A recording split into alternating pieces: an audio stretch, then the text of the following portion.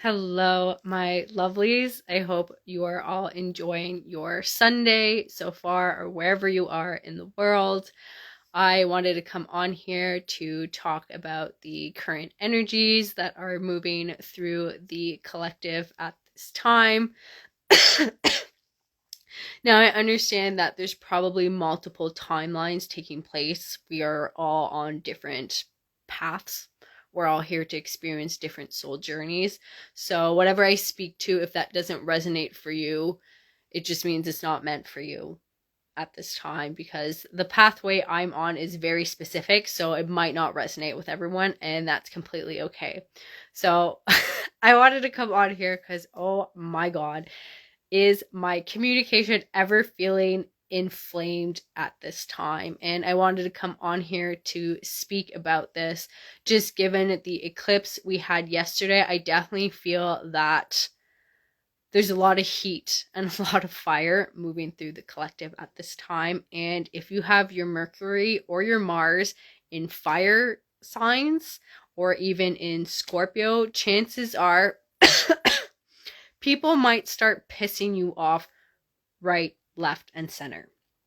And there's going to be this urge, if you're similar to me energetically, to just go out and destroy. Because that's the energy I've been in. There's a few people that are just pissing me off, and then my inner kind of Scorpio energy wants to come out and kind of be like, let's verbally annihilate them. So, with that being said, I wanted to come on here because we often think that when we're walking a spiritual path, we need to hold ourselves to a certain degree. And to a certain extent, I agree with that. But another one, I disagree. Because to me, it's about acting out of consciousness. Sometimes you need to rip a motherfucker a new one. And that's just what needs to happen. Sometimes we subconsciously limit our expression. We water down our truth because we want to be well received by the other. And with the current transits that are happening within the collective, the lunar shift that happened over the summer, we're really going to be called to revisit how we relate to others. And I feel that there's going to be a huge shift, and we're going to see more people start to express themselves authentically. And here's the thing, when we're first learning how to express ourselves authentically, we are stepping out of our comfort zone and starting to speak honestly about who we are and how we feel. We are going to fuck up. It's going to come out all messy, and we need to give ourselves and others the chance, because I feel that as a collective we're going to be getting a huge revamp in terms of communication style and how we relate. Why is that? It's because of the energies we're navigating right now between Libra and Aries. Libra rules the 7th house, which is partnerships. It's business relations. It's marriage. It's how we view ourselves through the eyes of the other.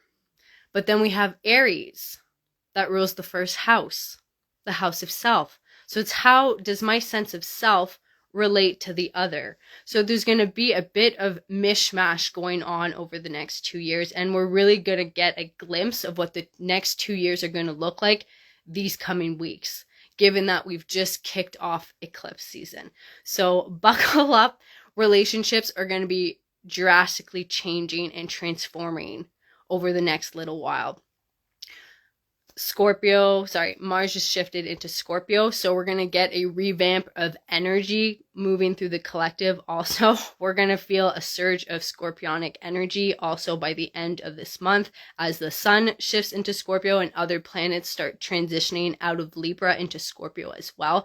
And it's all going to be about bringing destruction back out. So if you're uncomfortable with destruction, the next couple of weeks are going to be very uncomfortable for you. For those of us that are comfortable with destruction, we're going to kind of be leading the charge. We're going to be the ones destroying stuff right, left, and center. And it's important to understand that destruction has its place. We need to make sure that our destruction is done with purpose. Otherwise, it's just useless destruction. You know, if you think about it, I know a lot of people might think the wildfires are just destruction, but no. They help to regenerate forests. They start to, what's the word? The word's not coming to me right now. But they basically create a shift in the ecosystem, and we need those shifts. We get cyclical kind of cleansing periods that come through, and we need those. Destruction and creation go hand in hand, and we need to be open to that happening, you know? And we still have Chiron in Aries. So Chiron represents our wounded healer. And he's still retrograde right now until December in Aries. So any kind of wounding, discomfort we feel in regards to our sense of self is going to be near the surface for us to reflect upon. And today, especially as I mentioned in the reel I just posted, Mercury is opposite Chiron. So what does that mean? We have Mercury, our planet of communication, opposite Chiron, and that causes tension and conflict. So to me, this kind of propels us as a collective to have painful, hard conversations moving forward. And I think that if we can effectively move forward, drop our masks, and start to actually expose our hearts and who we truly are, we're going to be able to have some of the most healing conversations happen over the next little while. But that's going to require that we be honest, that we release people pleasing, that we release codependency. Also, we need to shed this past kind of behavior that's kept us disempowered so that we may shift into becoming a warrior of truth, of becoming a warrior of our truth.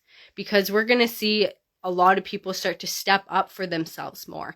And as I said, just based on all the transits that are happening, it's going to be messy.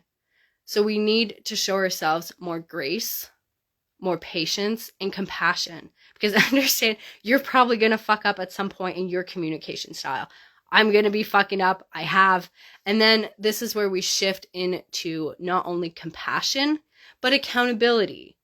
You know, if you sent a wordy email and it was just a little aggressive or too assertive, that's when we can come back and apologize and offer a change of direction or a change in behavior and things like that. Because that's really what a warrior stands for. To me, a warrior stands for truth, but they're anchored in integrity, accountability, and responsibility. A warrior doesn't just go out and cause chaos. They fight with honor.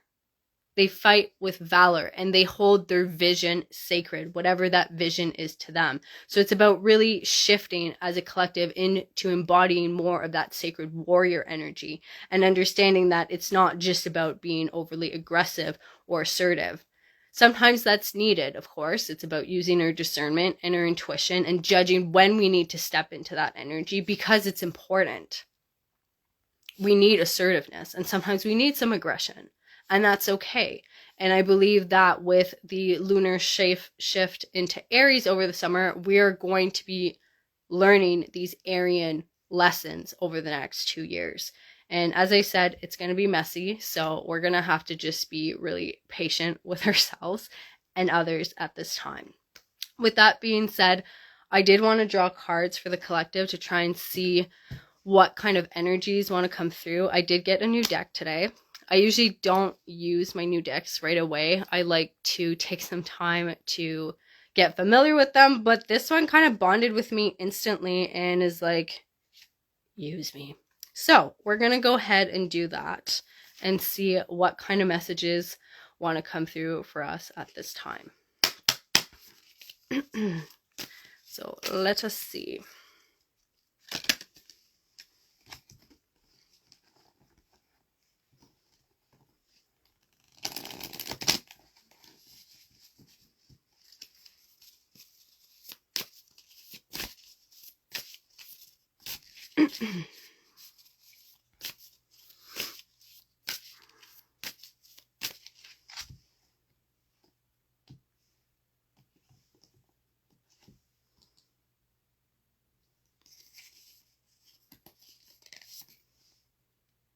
Ooh, okay. So already we have mugwort, psychic healing coming through.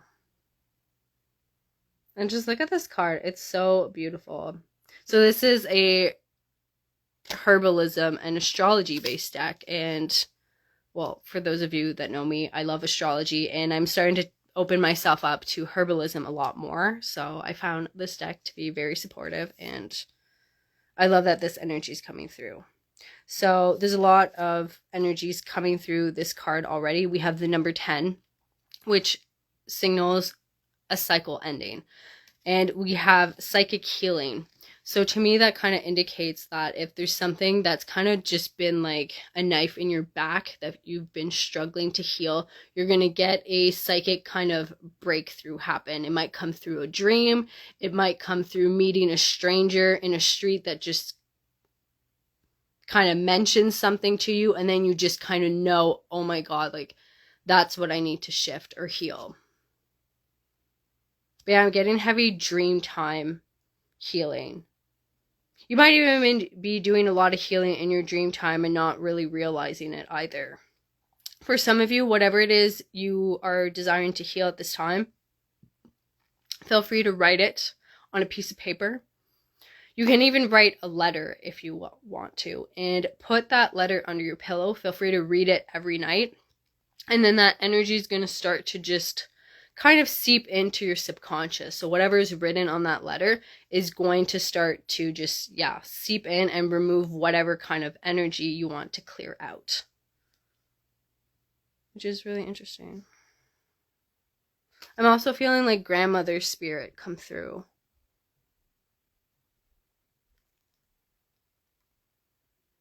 And like, she's making me think of like a sacred elder or like just somebody's grandmother. I don't know if there's like someone's grandmother has like transitioned recently or somebody's grandmother just likes to come through and say hello, but there's grandmother energy coming through also at this time to provide healing and support is what I'm getting. For some of you, oh, that's interesting.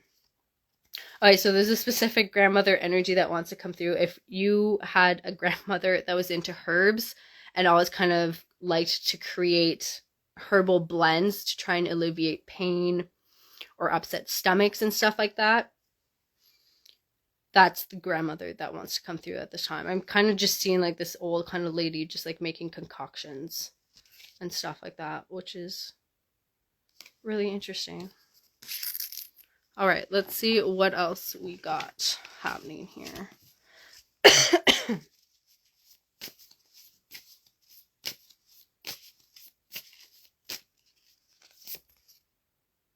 Ooh, yeah. Okay, so this is a new herb for me. We have the Mitragenia, and it says shapeshifting. It's actually a very beautiful card too. Okay, so to me, this card means astral travel for sure. We also have the Saturn glyph and we have the Neptune glyph, which I can't say I'm surprised. So dream time, again, this is really interesting. So there's going to be a lot of shifts and downloads happening in the dream time for the collective, for sure. I kind of want to clarify this dream energy that wants to keep coming through before tapping into that card some more. Let's see if we can elaborate a bit more on this dream time.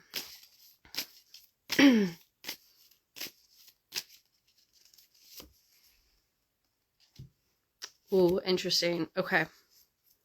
So we have ayahuasca coming out with rebirth and number 50.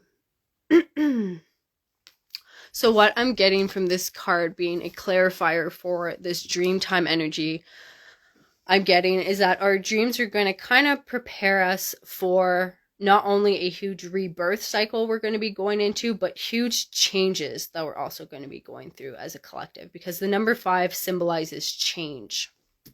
So we're going to be leaving behind this kind of cycle that we closed out with the number 10, and we're going to be entering into a new cycle. We also have the number 7 here. So to me, what this means and what I'm kind of getting is that in the dream time, we're getting not only psychic downloads, but we're also getting, what's the word? The word that wants to come through is regeneration of our cells and our energetic body as well while we sleep. And through this regeneration, oh, that's what's going on. Okay. Sorry, this message has just been kind of PC and all over the place. But what's really happening during our dream time is that our cells are going to be regenerating even more. We're going to be unlocking more soul memories. You might catch yourself having kind of glimpses of familiarity as you enter into certain places, and you're going to be recalling soul fragments back. You might pick up a random book or object and be like, this feels so familiar. And that is going to start to initiate you into a cycle of remembrance. And as you remember more of your soul and what you're here to achieve, well, you can move forward with more clarity because you know who you are. And with the shape shifting, to me, is just as we unlock more of this dormant DNA, it's going to invite us to shapeshift more. Because, and then this is just my belief, we're energetic beings. We can tap into anything at will. But in order to be able to do that, we need to be energetically clear. So, for example, when it comes to zodiac signs, a lot of people just focus on their sun sign or they focus on their big three. But we have all zodiac signs within us. When you look at a birth chart, all zodiac signs are there. And when you've effectively unlocked all your energy, you can call on each zodiac sign at will. You can shape shift and embody their attributes. So let's say you need to go into a business meeting and you need to be confident and secure. Maybe you choose to call forth the energy of Leo, or maybe you need to be very persuasive in the way you communicate. So you call upon Scorpio. When we successfully have removed all energies that are stagnant, that are blocked, we can shapeshift easily to the point where we might not even realize we're doing it. So I definitely feel that the energies that are coming through for us as the collective is that our dream time is going to help kind of shift stuff around, initiate a cell regeneration, and that's going to unlock more of our DNA, and we're going to be able to shapeshift a lot easier. So if you've been thinking about embodying certain qualities, I don't know, let's say like confidence or being more assertive or being more anchored and grounded, or maybe it's public speaking. Public speaking, look to your air signs. Where's Gemini? Where's Libra? Where's Aquarius? Know that you can unlock all these energies, all the talents that the zodiac signs possess, you can unlock and embody at will. And I think that that's really what's going to be shifting and happening for the collective at this time. And as you start to open yourself up to embodying these different energies moving forward, you're going to head into a rebirth cycle. And this rebirth cycle is going to help set you on the path of what it is you're meant to achieve in this life. So if things are feeling crazy, just breathe. Pay attention to what's coming up for you in your dream time. Keep a dream journal if that feels supportive to you. And know that your cells are going to be going through a huge regeneration. And dormant DNA is going to be activated during the next little while. Let's see if we can get another message here.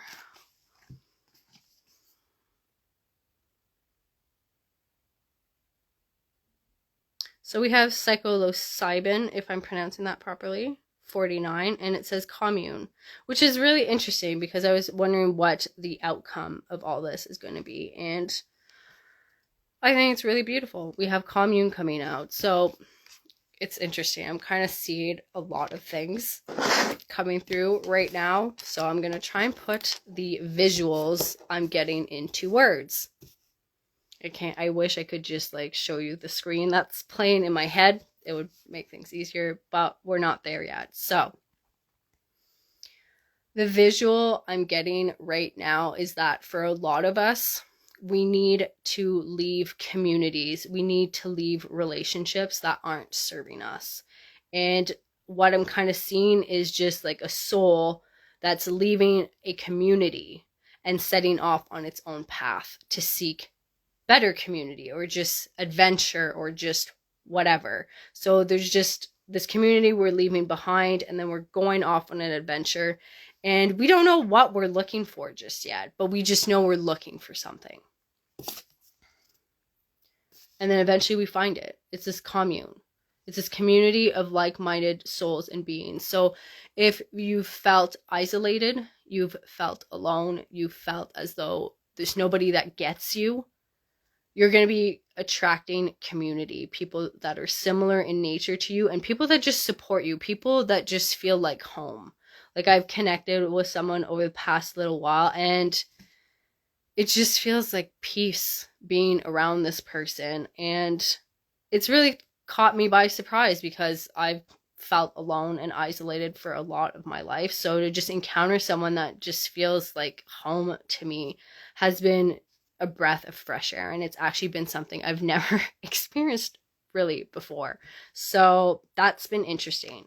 And like, look at these people. They're all so happy as they dance with like these little mushrooms and stuff like that. You know, they're having a party. They're having a good time. So we as a collective are setting off on a quest. And this quest is going to be different for each and every one of us, depending on our soul path and what we're here to experience in this life. But I believe that the final outcome is going to be finding a community where we feel seen, where we feel supported. Okay, I was going to leave it at that, but I feel like there's one more card that wants to come out. Let's see.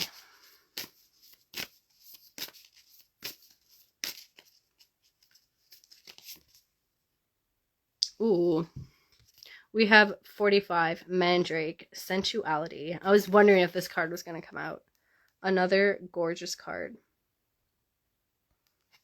Okay, so what I'm getting from this card, which is a very specific message, it might not resonate for everyone, but this is for someone that has kind of forsaken romance, that has kind of given up on love and like sensuality and pleasure and things like that. This message is basically for someone who has given up on love and doesn't believe it exists. It does. And you need to release worrying about it or thinking that it can't happen for you. What I'm hearing is you need to be open to the possibility of love.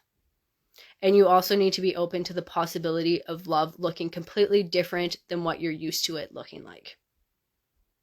Because that's the thing. Sometimes with love, we can stay overly focused with like our set types. We can have lists and stuff like that. But it limits the university. Some of you might meet someone at university. It limits the universe. Wow, I was going to say university again. That's so interesting that the word wants to keep coming out. Okay. University. If you've been thinking about going to university, for some of you, take this as a sign. For others of you, you might meet your potential lover at a university function. Interestingly enough, I'm getting a specific message. One of you will be invited to someone who goes to university's kind of function or something, and you might meet your significant other there. And this is just going to be like a fluke last minute thing where you have a friend who attends some kind of university and says, hey, you want to go to this event with me? And you'll be like, okay, and stuff like that. So random. Okay. Well, that was really specific. That wanted to come through. Other messages that want to come through, your significant other, their birth date could be on the 9th. It could be on the 9th month. 9 could be their favorite number. So keep an eye out for things like that. But yeah, the main message that wants to come through with this card is you deserve a loving relationship. You deserve to experience what it feels like to be in love, to have someone be in love with you, and for this to be a healthy, balanced, harmonious relationship. If you've never experienced this so far, don't count yourself out. Because that's what happens with a lot of us. We have terrible experiences in relationships, and then we just close ourselves off. and think that we're kind of destined to live a life of loneliness. And we have the choice. If you think you are set to live a life where you are lonely, that's the life you are going to create for yourself. But if you see yourself living with someone, indulging in love and romance and passion, it is completely possible for you. But you need to open up your heart to that possibility. Because some of you have a closed off heart chakra due to pain and suffering, and that's natural. It's a natural response after we've been through a lot of pain to close off our hearts, but you limit yourself to receiving love. And there's a love blessing that wants to come through for the collective. Because as much as there's going to be a kind of push and pull dynamic between Libra and Aries, both of them are here as our guides and our teachers. Aries wants to make sure that we know who we are and we don't get lost in relationships. Libra is here to make sure that the relationship dynamic is fair, is just, and is pleasing to ourselves, right? So we have both these energies coming through to support us in finding balanced relationships moving forward. But that balance starts with ourselves. All right, so I think I want to end there. And then at the bottom of the deck, we have nettle. I love nettle. A lot of people kind of shy away from nettle because it is a poisonous plant and it burns. You need to cook it before you eat it. Anyways, we have nettle, action. It says 21, which is 3, which is creative energy. So be creative. If you're looking for romance, put yourself out there. Join groups. Don't limit yourself. You know, I think as a collective, we're going to kind of get a boost of assertiveness coming through, of taking action. You know, maybe you see that cute girl or that cute guy and you're going to be like, you know what? I'm going to go say hello. This is Aries energy that's going to really fuel our action and support us over the next 2 years. So take advantage of these energies. Yeah, there's going to be some chaos. There's going to be some destruction for sure. But do your best to be patient, to be gentle, to be compassionate, and you will be just fine. I'm sending you all so much love.